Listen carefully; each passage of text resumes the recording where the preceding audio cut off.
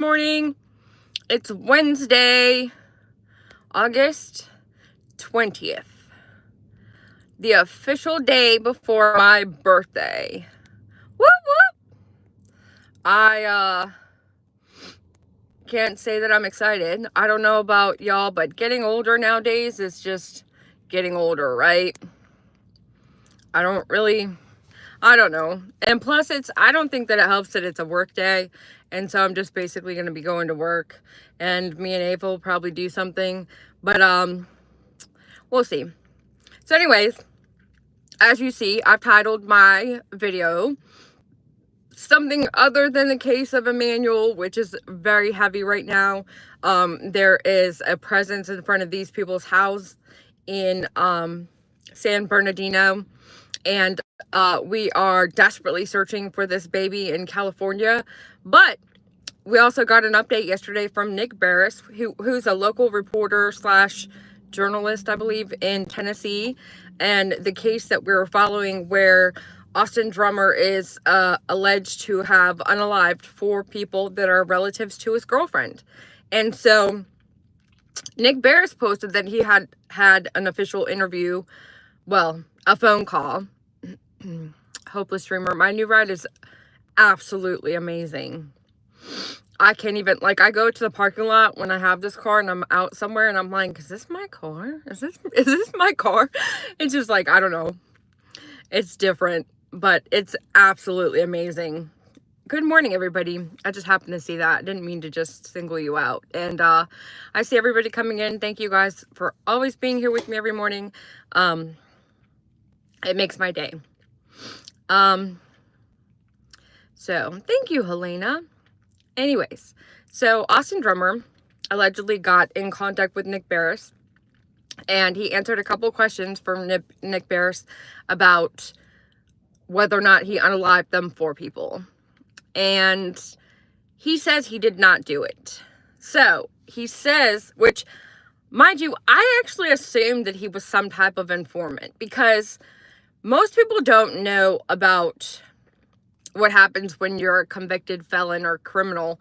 There's a lot of times where prosecution may need you to do certain things for them to get other people prosecuted within that niche of things that have been done. I don't know how to explain it. I'm bad at words. When I don't fully have a full entire 24-ounce cup of coffee, I literally have like a problem with words. I have my coffee though, so we'll get there eventually. But and then I always say English is not my first language because I was born in Croatia and I came here when I was 7. But technically, like, yeah, I speak English just fine. It's just sometimes words are hard in the morning. But basically, this man tells Nick Barris that he was a confidential informant. And I'm thinking to myself, sir, do you want to be gone off this earth? Because from what I know, snitches get stitches.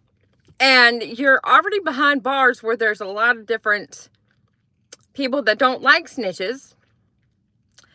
And then now you're telling the whole world, basically, that you're a snitch. And then before that, while he was doing his arraignment or whatever, he said he wanted a speedy trial. I'm like, sir, you're up for the death penalty. So, like, I don't think that's going to work like that. But if, for a fact, he does turn out that he was an informant, something went awry. Something went wrong. And I kind of believe that he was. Austin Drummond was dating Caitlin Speed. He's still dating her, according to his lawyer, because they were asking for him to be allowed to speak with her, because he's got a restraining order currently, because she's part of the victim family. And this case has so many layers to it, and I feel like we only know like 5% of what's going on. And I still want to continue to follow it so we could get justice for these poor people that were unalived, whether he did it, whether somebody else did it. He says he didn't do it. But the prosecutor, which Nick Barris went back and spoke with, the DA, are you talking about BK? No, I'm talking about Austin Drummond. The 29-year-old, I think he was, from Tennessee, that is accused and in jail currently of unaliving 4 individuals. It's very confusing. I agree.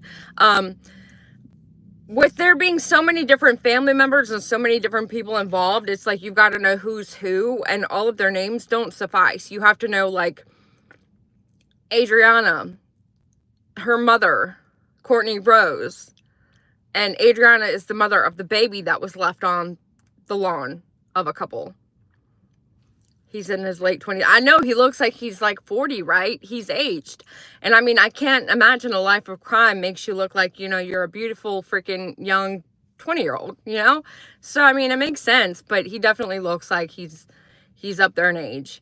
But, so for him to come out and say that he was an informant, it's like, I really thought that in the beginning. And then when they started releasing things like that he had snitched on Cooking with Big Daddy, that's in the court papers. He allegedly snitched on him and I guess was telling the police where the drop was for the drugs into the prison system.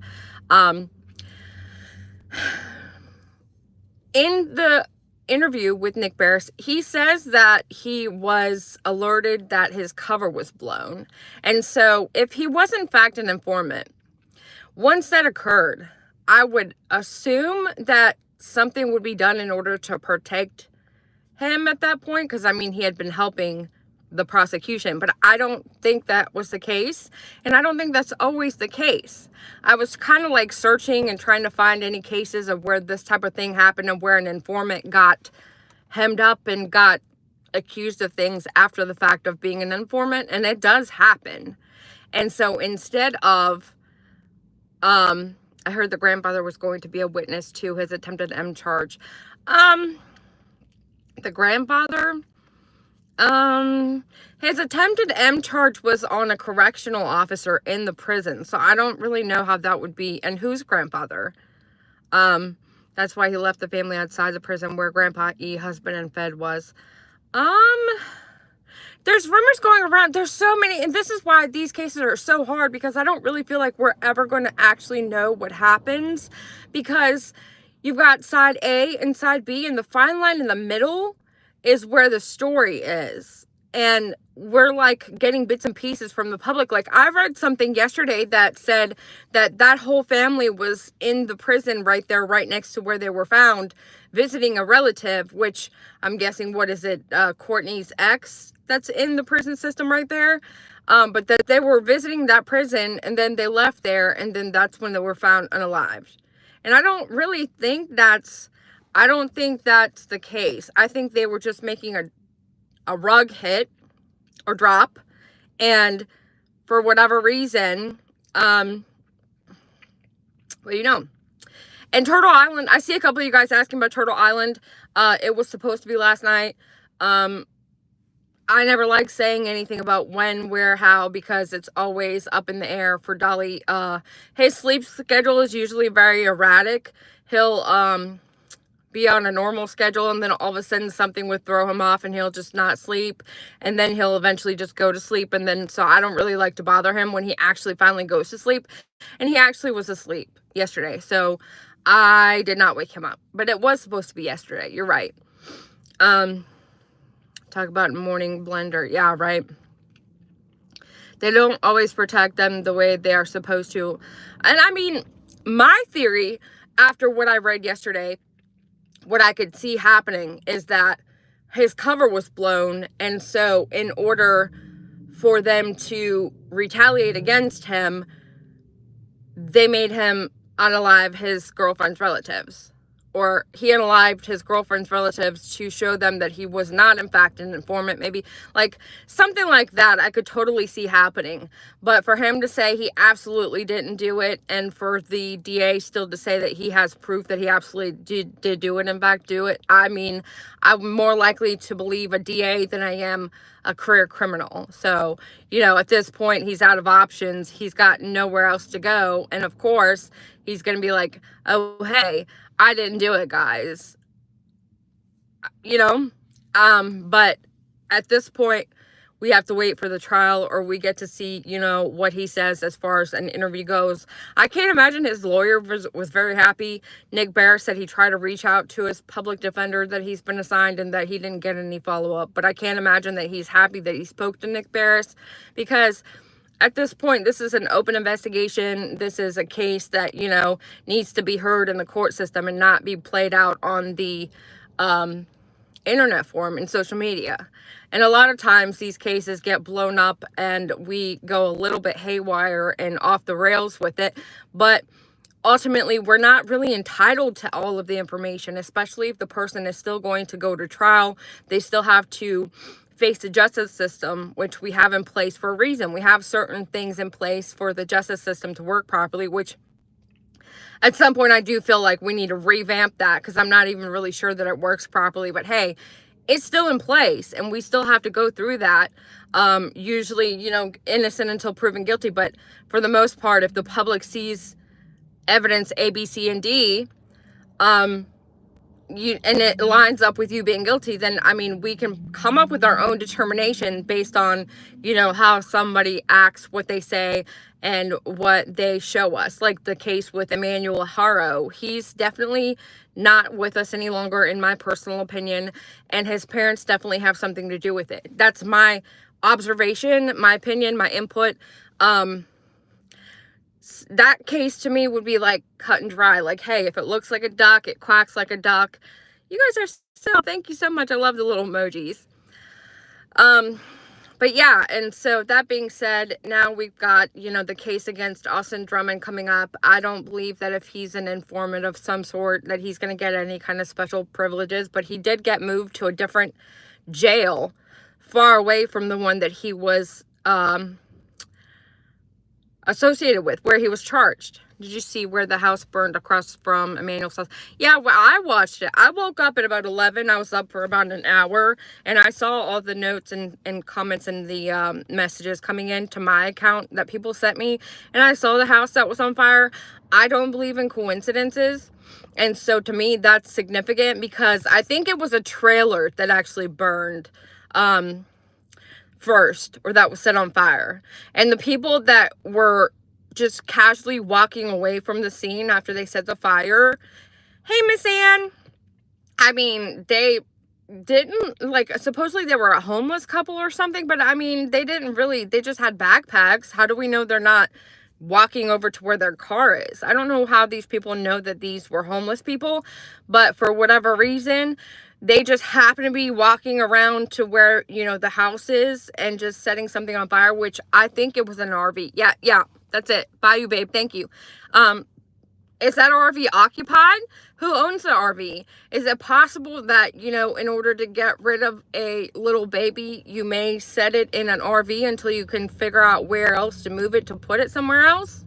I mean, I would be sifting through that RV, which I think it burnt to the ground. That fire was massive. What did they put on that fire? It was like a ginormous flame. I was watching it like, holy moly, is fire coming? Like, it was wild.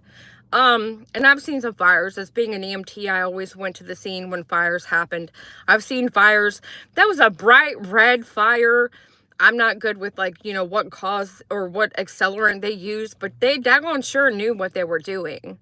They knew what they were doing. I don't believe in coincidences. These random people didn't just hop on down the street to the exact house that's across the street, or trailer, RV, and just decide, oh yeah, you know, we're just gonna set this on fire. You know, like, hey, whatever. I don't think that's how life works. I just don't. So whatever is going on there, I believe they're actually not doing themselves justice, because they're bringing more attention. They're drawing more people in, and they are just hours away from being caught, in my opinion, if they're not already caught. So that's all I gotta say. And it spread from the RV to 3 houses. So these people are now wanted. If they've not already been picked up, it wouldn't be surprising to me if they got picked up already, because they were on camera, clear as day. Thank God that guy was there that was recording live on Facebook. He literally caught them red-handed, pretty much. So they're gonna get caught up. They're in trouble. I gotta run. You guys are the best. Thank you so much for being here with me every morning. I appreciate each and every one of you guys. Try to be kind to somebody, especially someone in customer service, because customer service is not fun. And I'll catch you guys on the flip side. Bicycle!